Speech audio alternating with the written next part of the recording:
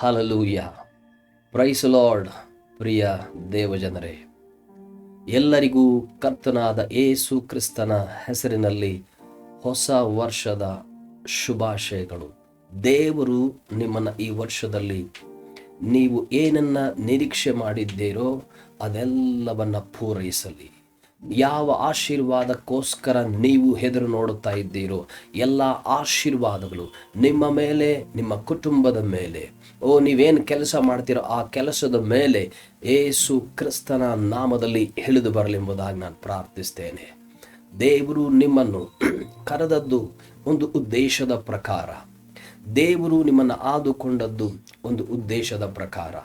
ಈ ಹೊಸ ವರ್ಷದಲ್ಲಿ 2026ನೇ ವರ್ಷದಲ್ಲಿ ದೇವರು ನಿಮ್ಮೊಂದಿಗೆ ಏನನ್ನ ಮಾತನಾಡಿದ್ದಾನೋ ಅಥವಾ ಏನನ್ನು ಹೇಳಲಿಕ್ಕೆ ಇಷ್ಟಪಡ್ತಾನೋ ಅದನ್ನು ನಾನು ನಿಮ್ಮೊಟ್ಟಿಗೆ ಹಂಚಿಕೊಳ್ಳಲಿಕ್ಕೆ ಇಷ್ಟಪಡ್ತೇನೆ. ಪ್ರಿಯ ದೇವರ ಜನರೇ, ನೀವು ಅನೇಕರು ಹೊಸ ವರ್ಷದಲ್ಲಿ ಎದುರು ನೋಡ್ತಾರೆ. ದೇವರು ಈ ವರ್ಷದಲ್ಲಿ ನನ್ನೊಟ್ಟಿಗೆ ಏನನ್ನ ಮಾತನಾಡ್ತಾನೆ, ಏನನ್ನ ಮಾಡಲಿಕ್ಕಿದ್ದಾನೆ.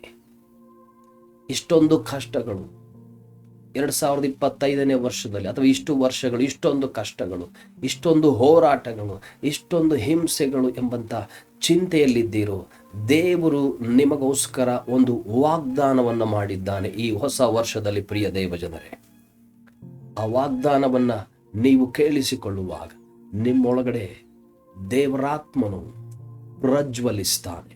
ನಿಮ್ಮೊಳಗಡೆ ದೇವರ ಪವಿತ್ರಾತ್ಮನು ಬೆಳಕಾಗಿ ಅನೇಕರಿಗೆ ಹೊಳೆಯಲಿಕ್ಕೆ ಇಷ್ಟಪಡ್ತಾನೆ. ನೀವು ಇದುವರೆಗೂ ಅನೇಕ ಸಮಾಧಿಯ ಸ್ಥಿತಿಯಲ್ಲಿದ್ದೀರೋ, ನೀವು ಏನೇ ಮಾಡಿದ್ರೂ ಕೂಡ ಪ್ರತಿಫಲ ಸಿಗ್ತಾ ಇಲ್ವಾ, ಸಕ್ಸಸ್ ಆಗ್ತಾ ಇಲ್ವಾ, ಫಲಗಳನ್ನು ನೋಡ್ತಾ ಇಲ್ವಾ, ದೇವರು ನಿಮಗೆ ಹೇಳ್ತಾನೆ. ಪ್ರಿಯ ದೇವಜನರೇ, ಈ ವರ್ಷದ ವಾಗ್ದಾನ ದೇವರು ನಿಮ್ಮೊಟ್ಟಿಗೆ ಮಾತನಾಡ್ತಾ ಇದ್ದಾನೆ. ಯೆಹೆಜ್ಕೇಲನು ಬರೆದ ಪ್ರವಾದನೆ ಗ್ರಂಥ 37ನೇ ಅಧ್ಯಾಯ 12 ಮತ್ತು 13ನೇ ವಚನ ದೇವರು ಈ ವರ್ಷದಲ್ಲಿ ನಿಮಗೆ ವಾಗ್ದಾನವಾಗಿ ದೇವರು ಕೊಟ್ಟಿದ್ದಾನೆ. ಯಾರೆಲ್ಲ ನೀವು ಈ ದೇವರ ವಾಗ್ದಾನವನ್ನು ಈ ವರ್ಷದಲ್ಲಿ ನೀವು ಸ್ವೀಕಾರ ಮಾಡಿಕೊಳ್ತೀರೋ, ದೇವರು ಈ ವಾಕ್ಯದ ಪ್ರಕಾರ ಪವಿತ್ರಾತ್ಮನು ಈ ವರ್ಷವೆಲ್ಲ ನಡೆಸ್ತಾನೆ. ಮೊದಲು ನಾನು ಆ ವಾಕ್ಯವನ್ನು ಓದ್ತೇನೆ. ಯೆಹೆಜ್ಕೇಲನು ಬರೆದ ಪ್ರವಾದನೆ ಗ್ರಂಥ 37ನೇ ಅಧ್ಯಾಯ 12ನೇ ವಚನ. ಪ್ರಿಯರೇ, ಆದ ಕಾರಣ ನೀನು ಈ ಹೊತ್ತು ದೈವೋಕ್ತಿಯನ್ನು ಅವರಿಗೆ ನುಡಿ. ಕರ್ತನಾದ ಯೆಹೋವನು ಇಂತೆನ್ನುತ್ತಾನೆ, ನನ್ನ ಜನರೇ ನೋಡಿರಿ, ನಾನು ನಿಮ್ಮ ಗೋರಿಗಳನ್ನು ತೆರೆದು ಅವುಗಳೊಳಗಿಂದ ನಿಮ್ಮನ್ನು ಎಬ್ಬಿಸಿ ಇಸ್ರಾಯೇಲ್ ದೇಶಕ್ಕೆ ಸೇರ ಮಾಡುವೆನು. ನನ್ನ ಜನರೇ, ನಾನು ನಿಮ್ಮ ಗೋರಿಗಳನ್ನು ತೆರೆದು ಅವುಗಳೊಳಗಿಂದ ನಿಮ್ಮನ್ನು ಎಬ್ಬಿಸಿದಾಗ ನಾನೇ ಯೆಹೋವನು ಎಂದು ನಿಮಗೆ ದೃಢವಾಗುವುದು. ಇಲ್ಲಿ ವಾಕ್ಯ ಹೇಳುತ್ತೆ 12ನೇ ವಚನ, ನಾನು ನಿಮ್ಮ ಗೋರಿಗಳನ್ನು ತೆರೆದು ಅವುಗಳೊಳಗಿಂದ ನಿಮ್ಮನ್ನು ಎಬ್ಬಿಸಿ ಇಸ್ರಾಯೇಲ್ ದೇಶಕ್ಕೆ ಸೇರ ಮಾಡುವೆನು. ದೇವರು ಈ ಕಳೆದ ಇಷ್ಟು ವರ್ಷಗಳು ಅಥವಾ 2025ನೇ ವರ್ಷದಲ್ಲಿ ನೀವು ಏನೇ ಕೆಲಸ ಮಾಡಿದ್ರು, ಏನು ಬಿಸ್ನೆಸ್ ಮಾಡಿದ್ರು, ಏನು ಜಾಬ್ ಮಾಡಿದ್ರು ಅಥವಾ ಅದೇನೇ ಕೆಲಸವಾಗಿರಲಿ, ಅದೆಲ್ಲವೂ ಕೂಡ ಸಕ್ಸಸ್ ಆಗದೆ ಒಂದು ಫಲ ಕೊಡದೆ ಒಂದು ಸತ್ತಂತಹ ಅನುಭವದಲ್ಲಿ, ಗೋರಿ ಅಂದರೆ ಸಮಾಧಿ, ದೇವರು ಹೇಳ್ತಾ ಇದ್ದಾರೆ ಇಲ್ಲಿ, ನಿಮ್ಮ ಗೋರಿಗಳನ್ನು ನಾನು ತೆರಿತೇನೆ. ನೀವು ಒಂದು ವೇಳೆ ಸಮಾಧಿಯ ಒಳಗಡೆ ಇದ್ದಂತಹ ಅನುಭವ, ಪೂರ್ತಿ ಕತ್ತಲೆ, ಪ್ರಾರ್ಥನೆ ಮಾಡ್ತಾ ಇದ್ದೀರಾ, ದೇವರೊಟ್ಟಿ ಮಾತಾಡ್ತಾ ಇದ್ದೀರಾ, ಬೈಬಲ್ ಓದ್ತಾ ಇದ್ದೀರಾ, ಸ್ಟಡಿ ಮಾಡ್ತಾ ಇದ್ದೀರಾ, ಬೆಳೀತಾ ಇದ್ದೀರಾ ದೇವರಲ್ಲಿ, ಬಟ್ ಏನೋ ಒಂದು ಸಮಾಧಿಯ ಒಳಗಡೆ ಕತ್ತಲೆಯಲ್ಲಿರುವಂತಹ ಅನುಭವ. ಸಮಾಧಿಯ ಒಳಗಡೆ ಇರುವಂತಹ ವ್ಯಕ್ತಿ ಹೇಗಿರ್ತಾನೆ? ಕತ್ತಲೆ ಆಗಿರ್ತಿ, ಏನು ಮಾಡಿದ್ರೂ ಕೂಡ ಆಗೋದಿಲ್ಲ. ಅದರೊಳಗಳಿಂದ ದೇವ್ರು ಹೇಳ್ತಾರೆ, ನಿಮ್ಮ ಸಮಾಧಿಗಳನ್ನು, ಗೋರಿಗಳನ್ನು ತೆರೆದು ಆ ಗೋರಿಯ ಒಳಗಿಂದ ನಿಮ್ಮನ್ನು ಹೊರಗೆ ತರ್ತೇನೆ ಅಂತ ದೇವರು ಹೇಳ್ತಾರೆ. ಗೋರಿಯನ್ನ, ಸಮಾಧಿಯನ್ನ, ನೀವಿರುವಂಥ ಸಮಾಧಿಯನ್ನ ದೇವರು ತೆರೀತಾ ಇದ್ದಾರೆ ಈ ವರ್ಷದಲ್ಲಿ. ಇಷ್ಟು ವರ್ಷಗಳು ಎಷ್ಟು ಕಷ್ಟಗಳು, ಹೋರಾಟಗಳು, ಚಿಂತೆಗಳು, ದುಃಖಗಳು, ವ್ಯಾಧಿಗಳು, ಇಕ್ಕಟ್ಟುಗಳು, ಕೊರತೆಗಳು, ಸಮಸ್ಯೆಗಳು, ಕಣ್ಣೀರು, ವೇದನೆ, ನಿರಾಶೆ, ಏನು ಮಾಡಿದ್ರು ಪ್ರತಿಫಲ ಇಲ್ಲ.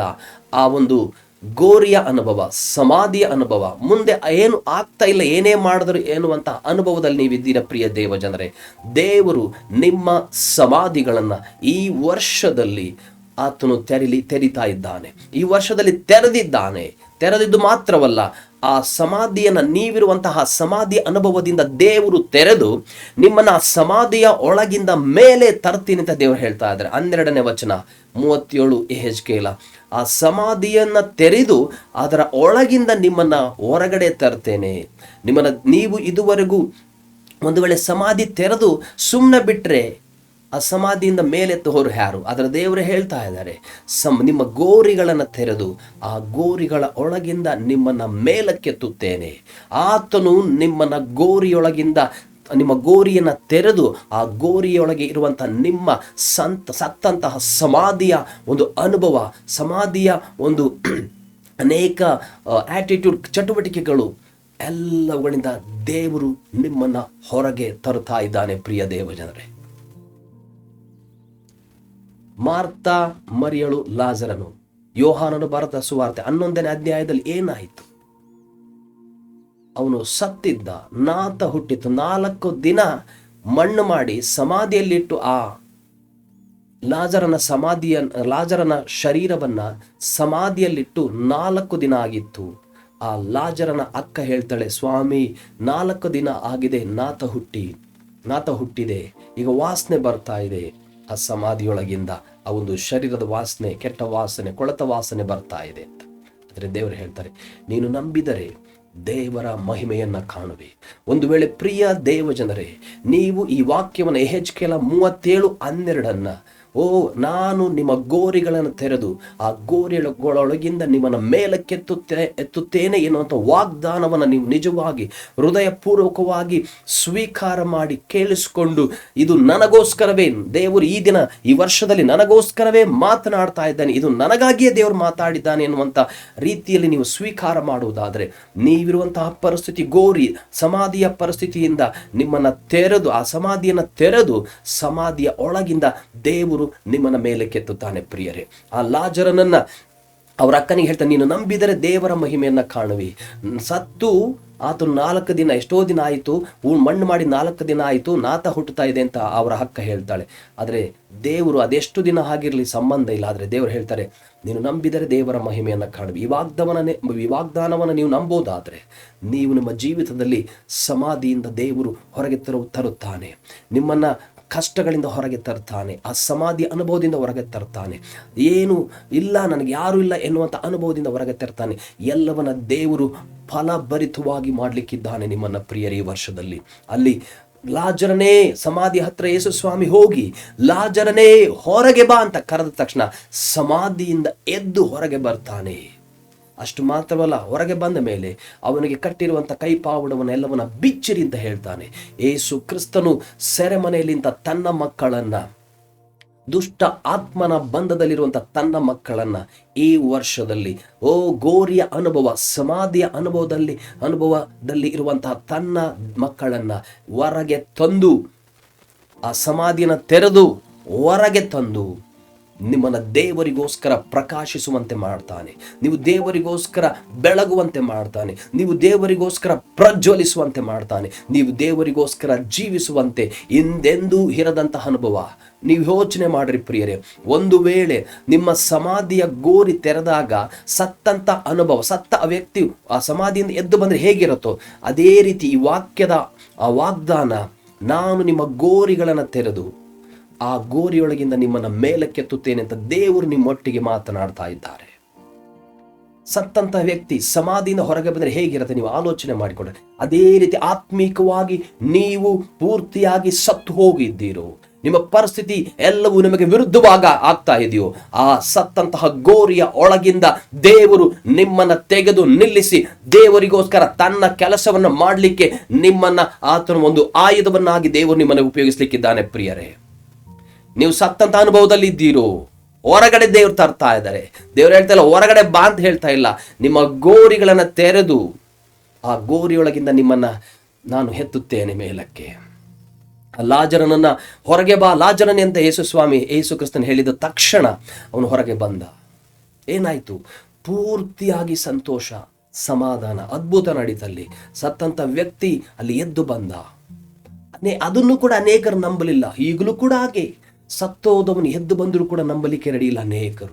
ಆದರೆ ದೇವರು ನನಗೆ ಹೇಳ್ತಾ ಇದ್ದಾನೆ, ಪ್ರಿಯ ಜನರೇ, ಪ್ರಿಯ ಸಹೋದರ, ಪ್ರಿಯ ಸಹೋದರಿ, ದೇವರು ನಿನಗೆ ಹೇಳ್ತಾ ಇದ್ದಾನೆ, ದೇವರು ನಿನಗೆ ಹೇಳ್ತಾ ಇದ್ದಾನೆ, ನಾನು ನಿನ್ನನ್ನು ಪರ್ಟಿಕ್ಯುಲರ್ ಆಗಿ ಗೋರಿಯೊಳಗಿಂದ, ನಿನ್ನ ಸಮಾಧಿಯೊಳಗಿಂದ, ಸತ್ತಂತಹ ನಿನ್ನ ಆತ್ಮಿಕವಾಗಿಯೋ ಜಾಬೋ ಕೆಲಸವೋ ಮತ್ತೊಂದು ಸತ್ತಂತಹ ಆ ಸಮಾಧಿಯ ಅನುಭವದ ಒಳಗಿಂದ ನಿನ್ನನ್ನು ತೆಗೆದು ಆ ಎಲ್ಲ ಸಮಾಧಿಯ ಅನುಭವದಿಂದ, ಸತ್ತಂತ ಅನುಭವದಿಂದ ನಿನ್ನನ್ನು ಮೇಲಕ್ಕೆತ್ತುತ್ತೇನೆ. ನಿನ್ನಲ್ಲಿ ಕತ್ತಲೆ ಇದೆಯೋ, ದೇವರ ಬೆಳಕು ನಿನ್ನಲ್ಲಿ ಬರ್ತದೆ. ಒಂದು ಪೂರ್ವಕಾಲ ವೃತ್ತಾಂತ 5ನೇ ಅಧ್ಯಾಯ 20, 21, 22 ಹೇಳ್ತದೆ, ಯುದ್ಧದಲ್ಲಿ ದೇವರಿಗೋಸ್ಕರ ಮೊರೆ ಇಟ್ಟರು ಅವರು, ದೇವರ ಜನರು. ಆಗ ಆ ಯುದ್ಧ ದೇವರದಾಗಿತ್ತು. ಅದೇ ರೀತಿ ದೇವರು, ನೀವು ಅನೇಕ ಸಮಯಗಳಿಂದ, ಅನೇಕ ವರ್ಷಗಳಿಂದ, ಅನೇಕ ಡಿಕೆಡ್ಗಳಿಂದ, ಕೆಲವರು 10 ವರ್ಷದಿಂದ ನಾನು ನೋಡ್ತಾ ಇದ್ದೀನಿ, ಕೆಲವು 10 ವರ್ಷಗಳಿಂದ, 5 ವರ್ಷಗಳಿಂದ, ಇದೇನು ಇಂಥ ಪರಿಸ್ಥಿತಿ ನನಗಾಯ್ತಲ್ಲ, ಯಾರು ನನ್ನನ್ನು ಈ ಪರಿಸ್ಥಿತಿ ಮೇಲಕ್ಕೆ ತರೋರು, ದೇವರೇ ಎಂಬುದಾಗಿ ನೀವು ಗೋಗರಿತಾ ಇದ್ದೀರಾ. ದೇವರು ನಿಮಗೆ ಹೇಳ್ತಾನೆ, ಪ್ರಿಯ ದೇವ ಮಗನೇ, ಮಗಳೇ, ನಾನು ನಿನ್ನ ಗೋರಿಯನ್ನ, ನಾನು ನಿನ್ನ ಸಮಾಧಿಯನ್ನ ತೆರೆದಿದ್ದೇನೆ. ಆ ಸಮಾಧಿಯೊಳಗಿಂದ ನಿನ್ನನ್ನ ಮೇಲಕ್ಕೆತ್ತುತ್ತೇನೆ. ಭಯಪಡಬೇಡ, ನಾನು ಈ ವರ್ಷವೆಲ್ಲ ನಿನ್ನ ಜೊತೆಯಲ್ಲಿರ್ತೇನೆ. ಭಯಪಡಬೇಡ, ನಾನು ನಿನ್ನನ್ನು ಅಭಿವೃದ್ಧಿ ಪಡಿಸ್ತೇನೆ.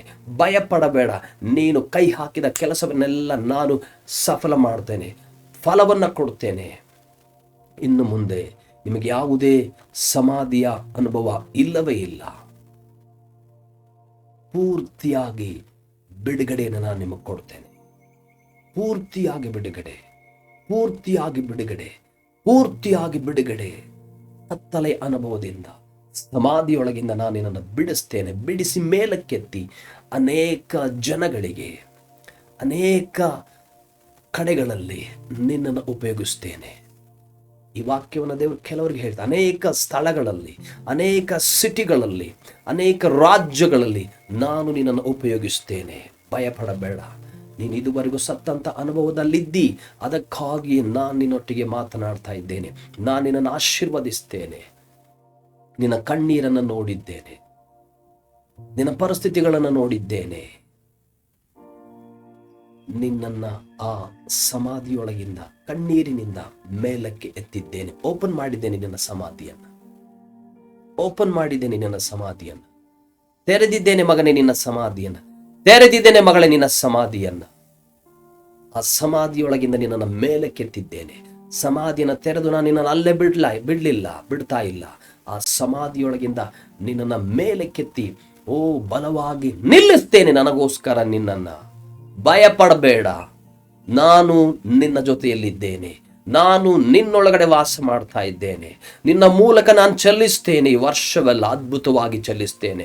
ನೀನು ಮಾತನಾಡುವಂಥ ಪ್ರತಿಯೊಂದು ಮಾತುಗಳು ನನ್ನ ಮಾತುಗಳಾಗಿರ್ತವೆ ಈ ವರ್ಷವೆಲ್ಲ. ಭಯಪಡಬೇಡ. ಯಾರು ಈ ರೀತಿ ಸಮಾಧಿಯಲ್ಲಿದ್ದಾರೋ, ಈ ರೀತಿ ಸಮಾಧಿ ಒಳಗಡೆ ಸಮಾಧಿ ಇದ್ದಾರೋ ಅಂತ ಜನರ ಜೀವಿತದ ಸಮಾಧಿಗಳನ್ನು ಓಪನ್ ಮಾಡಲಿಕ್ಕೆ, ಅಂತ ಜನರ ಜೀವಿತದ ಸಮಾಧಿಯೊಳಗಿನ ಮೇಲಕ್ಕೆತ್ತಲಿಕ್ಕೆ ನಾನು ನಿನ್ನನ್ನು ಉಪಯೋಗಿಸ್ತೇನೆ. ಭಯಪಡಬೇಡ, ಪ್ರಕಾಶಿಸು, ಏಳು. ಎಲ್ಲಿ ಕೂತಿದ್ದೀಯೋ ಅಲ್ಲಿ ಕೂತ್ಕೋಬೇಡ, ಎದ್ದೇಳು. ದೇವರು ನಿನ್ನ ಮುಂದೆ ಹೋಗ್ತಾನೆ. ಭಯಪಡಬೇಡ, ಭಯಪಡಬೇಡ. Hallelujah. Ribo shakalaba sakulaba shahalaba katkataraba. Thank you, Holy Spirit. Hurabo shahiraba kalabosha. ಯಾರೆಲ್ಲ ಕೆಲವರು 10 ವರ್ಷ 5 ವರ್ಷದಿಂದ ದೇವರೇ ನನ್ನನ್ನು ಉಪಯೋಗಿಸು, ದೇವರೇ ನನ್ನನ್ನು ಆಶೀರ್ವಾದ ಮಾಡು, ದೇವರೇ ನನ್ನನ್ನು ನೋಡು, ನನ್ನ ಪರಿಸ್ಥಿತಿಯನ್ನು ಬದಲಾಯಿಸು, ನನ್ನ ಜೀವಿತ ಹೀಗಿದೆ, ನನ್ನ ಕುಟುಂಬ ಹೀಗಿದೆ, ಏನು ಮಾಡಿದ್ರು ಕೂಡ ಕತ್ತಲೆಯಲ್ಲಿರುವಂಥ ಅನುಭವ, ಆ ಕತ್ತಲೆಯಿಲ್ಲ, ಯಾವ ಕಡೆ ತಿರುಗಿದ್ರೂ ಕೂಡ, ಪೂರ್ವ ಪಶ್ಚಿಮ ಉತ್ತರ ದಕ್ಷಿಣ ಯಾವ ಕಡೆ ಹೋದ್ರು ತಿರುಗಿದ್ರು ಕೂಡ ಬರೀ ಕತ್ತಲೆ, ಬರೀ ಸಮಾಧಿಯ ಅನುಭವ. ಹಲ್ಲೆಲೂಯಾ. ಆ ಸಮಾಧಿಯ ಅನುಭವದಿಂದ ಯೇಸುವಿನ ನಾಮದಲ್ಲಿ ಹೊರಗೆ ಬಾ. ದೇವರು ಹೇಳ್ತಾ ಇದ್ದಾರೆ, ಹೊರಗೆ ತಂದಿದ್ದಾನೆ. ಓ, ನಿನ್ನ ಮೈಂಡನ್ನು ಚೇಂಜ್ ಮಾಡಕೋ, ನಿನ್ನ ಮನಸ್ಸನ್ನು ಚೇಂಜ್ ಮಾಡಕೋ. ರಿಬೋಕು ಲಾದ ಶಹಲಬ 5, 10, 2, 3 ವರ್ಷಗಳಿಂದ ಪ್ರಾರ್ಥಿಸ್ತಾ ಇದ್ದೀರಾ. ಓ, ಸಮಾಧಿಯೊಳಗಿಂದ ನಿಮ್ಮನ್ನು ಮೇಲಕ್ಕೆ ತರ್ತಾ ಇದ್ದಾನೆ ದೇವರು. ಆ ತಂದದ್ದು ಮಾತ್ರವಲ್ಲ, ಸಮಾಧಿನ ತೆರೆದು ಅದರೊಳಗಡೆಯಿಂದ ಮೇಲೆ ಹೊರಗಡೆ ತಂದು ನಿಮ್ಮನ್ನು ನೆಲೆಯಾಗಿ ಬಲವಾಗಿ ಆತನಿಗೋಸ್ಕರ ನಿಲ್ಲುವಂತೆ ಮಾಡ್ತಾನೆ. ಅನೇಕ ಕಡೆಗಳಲ್ಲಿ ನಿಮ್ಮ ಉಪಯೋಗಿಸ್ತಾನೆ.